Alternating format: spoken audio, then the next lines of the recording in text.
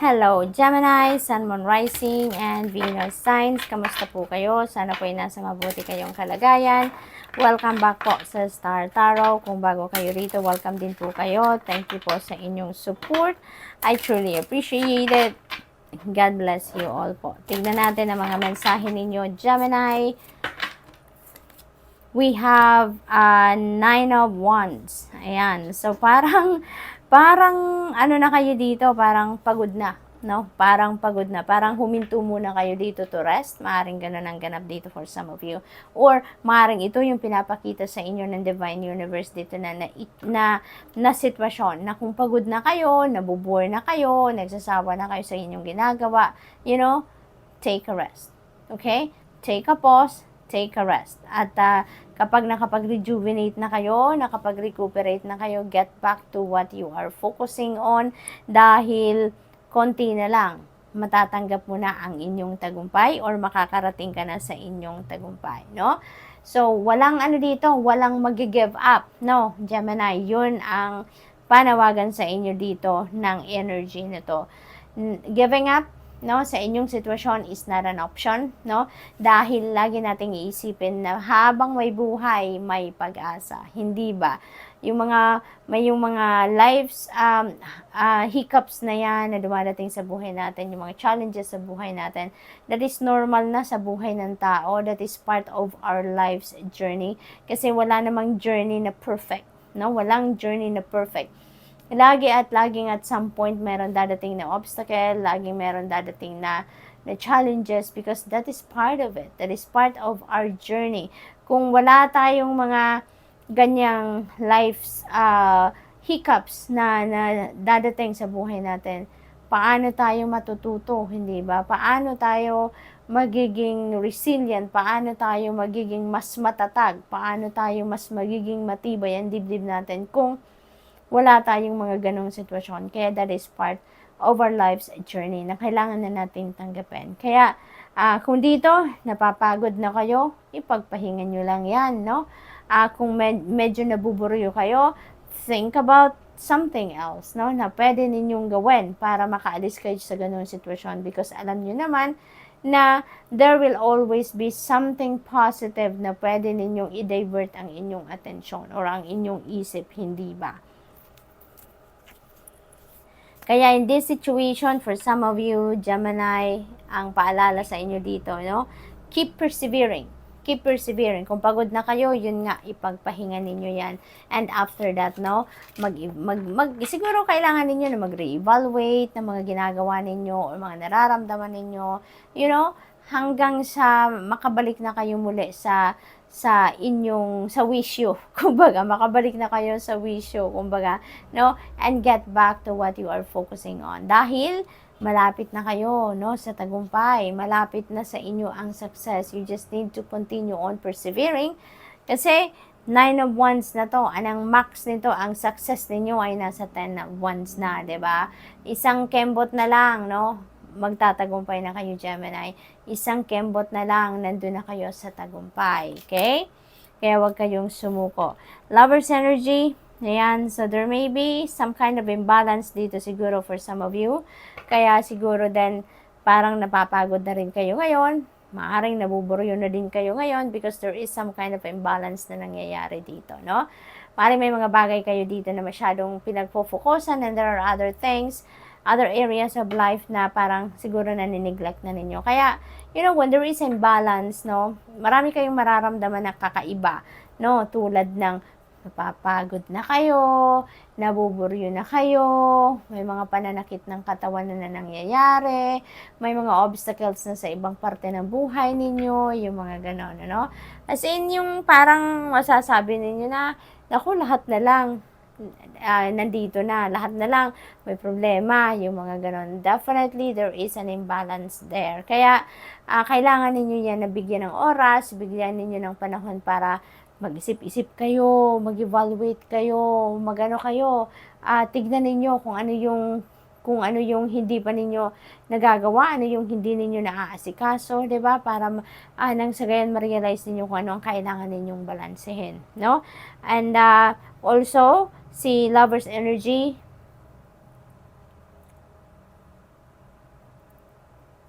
This is about partnership, no? Maaaring ang iba sa inyo, merong papasok sa bagong relationship, maaaring ang iba sa inyo magle-level up na ng inyong commitment din sa inyong person kasi maaaring nasa established relationship na din kayo, no? So, love is in the air, no? Romance is in the air with this lover's energy, no? Yun ang napipick up ko dito for some of you. So, good luck po, no? Good luck. What else? We have Queen of Swords. Ayan. So, ang iba sa inyo dito talaga naman, is going to get whatever clarity na kailangan ninyo. Makukuha ninyo yan. You are going to get to the heart of your situation dito. Kasi, maaaring related dito sa lover's energy kasi yung lover's energy that also resonates with decision making, no? So maaaring meron kayong importanteng desisyon dito na kailangang gawin, no? Na link sa inyong mga relationships at makikita nyo kung ano talaga ang truth ng inyong sitwasyon. Ano yung heart ng inyong sitwasyon. And maaring papaandarin din ninyo dito balance din, Maaring papaandarin din ninyo dito yung inyong intellect sa pagdedesisyon and at the same time, siguro papaandarin din ninyo dito yung inyong right side of the brain. Yung intuition ninyo ay maaring magsasangguni din kayo, no? Papakinggan din ninyo dito ang divine guidance para sa inyo. So, parang both left and right of your brain, parang gagamitin ninyo yan dito sa inyong pagdedesisyon. So, which is really good. What else? We have the Magician energy. Taking action is what you need right now, no? Yan ang sinasabi dito ni Magician. You have all what you need na. Lahat ng resources na kakailanganin ninyo para sa pagte-take action ninyo ay nandiyan na. Kaya, ang feeling ko dito sa inyo, kung medyo nagpo-procrastinate ang iba sa inyo, kung medyo ang iba sa inyo dito, hindi pa rin na-prioritize ang kung ano man ang mga gusto ninyong gawin, mga plano ninyo, mga ideas ninyo, yung ganon, it feels like to me na ngayon, mababago na yan, Maaring magkaroon kayo dito na ng clarity of mind talaga with the Queen of Swords energy at magkakaroon kayo dito ng realization na oo nga, 'di ba? Kumpleto naman na din ang plano ko, konkreto na din yung mga ideas ko, yung plans ko, then might as well, mag-take action na ako, So, parang may ganong ganap dito ang iba sa inyo dito. Maaari din yan din, kung ano man endeavor na to, maaring yan din ang inyong pinag-iisipan din sa ngayon, So, now, nakikita nyo na ngayon yung clear path kung saan kayo dapat magsimula, ang aasikasuhin ninyo yung mga ganon. So, tignan natin kung ano ang final message ninyo, Gemini. Ang angel number ninyo ngayon ay 1919. Ayan, there are cycles of life dito that is going to manifest sa buhay ninyo, Karma will be at play as well sa ngayon. So, kung ano yung klase ng energy na nilabas ninyo in the past, that is exactly what is coming back to you sa ngayon, There could be changes, with that, there could be changes na maaaring mangyari sa buhay ninyo ngayon. There could be new beginnings, There could be new beginnings na haharapin ang iba sa inyo dito. So, good luck po. And that's all I have for you for today. Thank you for watching. Love and light. Namaste. Hello, Libra, Sun, Moon, Rising, and Venus signs. Kamusta kayo? Sana po yung nasa mabuti kayong kalagayan. Welcome back po sa Star Tarot. Kung bago kayo rito, welcome din kayo. Thank you sa inyong support. I truly appreciate it. God bless you all po. Tignan natin ang mga messages ninyo for today, Libra. Paunang mensahe po ninyo ay Wheel of Fortune. Napakaswerte ninyo sa ngayon, Libra. Because good fortune and good luck are on your side sa ngayon. Therefore, maswerte kayo sa kahit anuman bagay sa ngayon. Kung ano man ang inyong mga gagawin, makakaasa kayo na that will be successful or magiging smooth sailing ang lahat, yung mga ganon ba, So, good luck to that, Libra. There are going to be sudden change din na mangyayari dito, May mga surprises dito na pahatid sa inyo in Divine Universe with this energy, and that is a good surprise. That is a good surprise. Kasi those events, na maaaring mangyari dito sa buhay ninyo, those are going to bring you or bring forth success. That's going to bring forth positive changes sa buhay ninyo sa kung ano man ang area ng buhay ninyo na naapektado dyan, ano? So, it's really, really beautiful. This is good karma at play as well. This is positive changes coming in. Maswerte kayo. Ano din kayo dito, matagumpay ang mga gagawin ninyo dito. Magtatagumpay ang mga kung ano na siguro yung mga napagsimulan na din ninyo, you can expect success on those areas as well, no? So, good luck po. What else? We have strength. Ayan. With these changes na maaaring mangyari sa buhay ninyo, Libra, you may need to activate your inner strength dito. Because, syempre, maaaring sabay-sabay na magbabago, maaaring ma-overwhelm kayo, maaaring magulat kayo, kasi nga, may mga surprising events, no, na mangyayari dito sa inyo. Kaya, you may need to activate your inner strength dito in order for you to get adjusted to it or para makasabay kayo sa mga pagbabagong ito, para makasabay kayo sa mga transition na mangyayari dito sa buhay ninyo. So that is really, really beautiful. What else? We have Knight of Wands. Ayan. So talagang marami ang galawan, no? Mabilisan ang mga pangyayari dito. So, maraming mga surprise ang ito ng Divine Universe sa inyo. Talagang mga bigla-biglang dadating, bigla-biglang mangyayari, yung mga ganon, ano? So, maraming movement dito ang mangyayari kay Libra, no? Maraming movement. Maaring may travel din dito, talagang physical movement as in physical travel dito ang maaaring mangyari sa karamihan sa inyo. May adventure, meron ditong mga successes din sa mga ventures ninyo, no? Maaari talaga na magiging maganda ang resulta. Maaring maging maganda talaga ang galawan dito ng inyong mga sitwasyon. So, good luck din talaga sa inyo, Libra.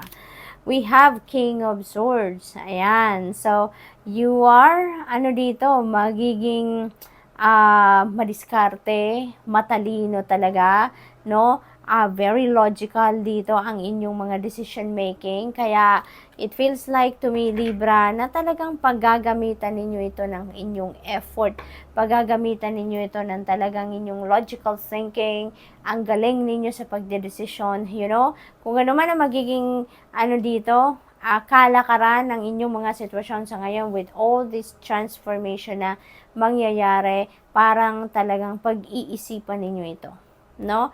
Rational thinking, nandyan, presente, at saka very, very logical kayo sa mga sitwasyon na to na parating sa inyo. So, that is really, really beautiful as well, no?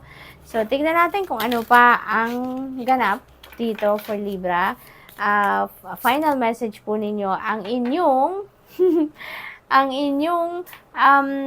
final message ninyo, angel number is 1234, 1234. And look at that. Ang keyword niya, good luck. Diba?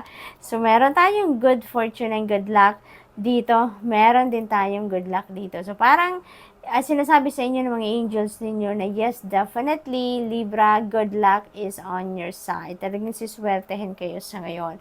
So, you have divine guidance dito because karma is at play din dito. This is the divine universe also intervening in your circumstances dito at aayusin ang inyong sitwasyon. So, definitely, yung spirit realm dito is very, super present sa inyong sitwasyon dito, no? So, this is divinely orchestrated ang mga pangyayaring ito sa inyo. Kaya this is really, really beautiful. A beautiful blessing na parating sa inyo. So, good luck po. And that's all I have for you for today. Thank you for watching. Love and light. Namaste. Hello, Aquarius, Sun, Moon, Rising, and Venus signs. Kamusta po kayo? Sana po ay nasa mabuti kayong kalagayan. Welcome back po sa Star Tarot. Kung bago kayo dito, welcome din po kayo. Thank you po sa inyong support. I truly appreciate it. God bless you all po. Tignan natin ang mga mensahe ni Aquarius. We have Lover's energy, Aquarius. Maaring may mga decision making kayo dito na gagawin, no? That could be linked to your relationships, no? At yung mga relationships na to, not limited to love and romantic relationship, no? Maaari din na talagang may mga decision kayo na kailangan gawin sa ngayon related sa inyong mga relasyon romantically, no? Maaari din na friendship, no? Maaari din na mga decision ito with your relationship na involved naman dito yung mga katrabaho ninyo, boss ninyo, or maaring kapamilya, no? So maaring along those lines ang mga kailangan ninyong pagdesisyonan, no? In love naman, sa inyong romantic relationship naman, maybe, it is requiring you, ngayon yung sitwasyon ninyo with that, requiring balance and harmony, no? Maaring ganun din ang ganap dito para sa iba sa inyo, no? For others of you, if you are single, if you're looking for love, maaring makilala nyo na ngayon, no? Yung potential ninyo na maging boyfriend or girlfriend, or maging potential na maging jowa ninyo, no? Yung ganon. So, maaring ito na din yung pagkakataon ninyo, no? Na ma-meet na ninyo yan, or maybe ang iba sa inyo, na-meet nyo na siguro, and you're going to decide siguro na pasukin na, no? Maging official na kayo, no? So, maaring ganon din ang ganap dito. Leveling up of your commitment also with your person is also possible for some of you na nandoon na sa isang established relationship. So, we have 3 of Cups. Ayan. So, this is a celebratory energy, Aquarius, no? Maaring meron kayo dito yung celebrate, no? And that could be accomplishments, that could be achievements ninyo, or maaaring merong okasyon, no, sa pamilya, or meron kayong okasyon na celebrate. Maaari din na maiimbitahan kayo sa mga okasyon din ng inyong mga kaibigan, or other kapamilya, no, maaring may ganun din ganap dito for some of you Aquarius. Whatever the case may be, have fun, no? This is also your opportunity para magsaya naman kayo, para mag-unwind kayo, catch up with your friends, catch up with the rest of your family na, ano mo yun, yung masiguro matagal na yung hindi nakikita or hindi nakakausap, no? The Tower energy, this is a new beginning energy, no? This is a new beginning energy. Merong hatid na pagbabago ito sa buhay ninyo, major transformation, at saka yung ano na to, this could be uncomfortable at first for you kasi merong surprise element ito, si Tower energy, no? Merong surprise element. So, maaaring may mga bigla-bigla ditong mangyayari sa buhay ninyo, no? Maliit man o malaki, maaring gano'n ang sitwasyon, depende sa inyo, no, sa kalagayan ninyo, but definitely there is a sudden change, no, na mangyayari sa ibang parte ng buhay ninyo, no? So it may be confusing at first, no? Bakit nangyayari ito? Bakit ngayon? Bakit ako? Bakit sa akin? No? Maaring may mga ganong ganap ang iba sa inyo dito, but you know what, at the end of the day, no, kapag na-process na ninyo sa isip ninyo ang lahat-lahat ng mga pangyayaring ito, kapag nakapag-settle na kayo, may isip ninyo na, ay sana pala noon pa nangyari na to. Sana pala noon pa ginawa ko na to, no? It's because kung ano man ang pangyayari dito, ano man ang event ng Tower energy na to na mangyayari sa buhay ninyo, no? It is going to lead you to where you need to be at this time, no? At yan ay will be in alignment with your destiny na. So, ilalapit na kayo ngayon ng Divine Universe sa inyong destiny, sa inyong purpose, no? Yung ganon. Kaya magiging masaya kayo dito. Magiging contented kayo dito. Dito ninyo mararamdaman ang joy. Hindi lang saya, hindi lang happiness, kundi joy, no? Kaya at the end of the day, Aquarius, when you are settled na, tsaka ma-digest niyo na lahat-lahat ng mga nangyari, you know, ipagpapasalamat nyo to ng sobra-sobra. So, we have 9 of Wands. Ayan, wag lang kayong sumuko, no? Wag lang kayong sumuko. Maaring, challenging ito para sa inyo dahil surprising event din ito. So, maaring challenging situation yan for you at first, but don't give up. No, don't give up. Kasi lahat naman, no, isipin lang natin na lahat nangyayari that is according to the divine order and timing. At kung ano mga mangyayari sa inyo ngayon, mga pagbabago, that is meant to happen. No? That is part of the divine plan and it has to happen. No? Yung ganon. Kaya wag lang kayong sumuko. No? Kung napagod kayo, mag-relax kayo, mag-chill kayo, magpahinga kayo, itulog nyo yan, no? Kung kailangan ninyo ng kausap, reach out to people, reach out to your friends, to your family, kung ano sa pakiramdam ninyo ang makaka-alleviate ng inyong hirap na nararamdaman or discomfort na nararamdaman, gawin ninyo. Okay? And get back sa kung ano man ang inyong pinagdadaanan. It's because kung problema man yan, alalahanin ninyo na merong solusyon yan. Lahat naman ng problema may solusyon, hindi ba? Hindi naman tayo binibigyan ng problema na hindi natin din kayang i-handle, hindi ba? Kaya dadaan lang yan, yung mga ganong sitwasyon, mga challenging situation that is going to pass, no? Yun lang alalahanin natin. Kaya huwag tayong mag-give up. Laban lang, kapit lang, laban lang tayo sa buhay. Hindi mo man yan masolusyonan sa ngayon, maaaring bukas sa makalawa, makakahanap ka din ng solusyon. Okay? So just hang in there, no? Hang in there, laban lang sa buhay, keep fighting, always keep your hope and faith alive, no? Yun ang mahalaga. Okay?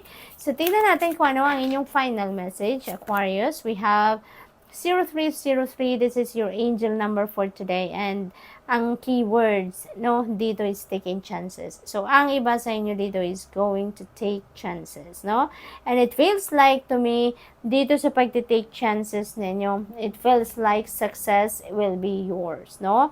Kasi, parang ang daming idudulot nito na magandang ganap sa buhay ninyo, no? When you are taking chances, no? Yung parang suntok sa buwan ang gagawin ninyo. Pero kadalasan diyan tayo nagtatagumpay talaga, no? Diyan din tayo natututo, doon din tayo nag-evolve, no? As a person into the best version of ourselves.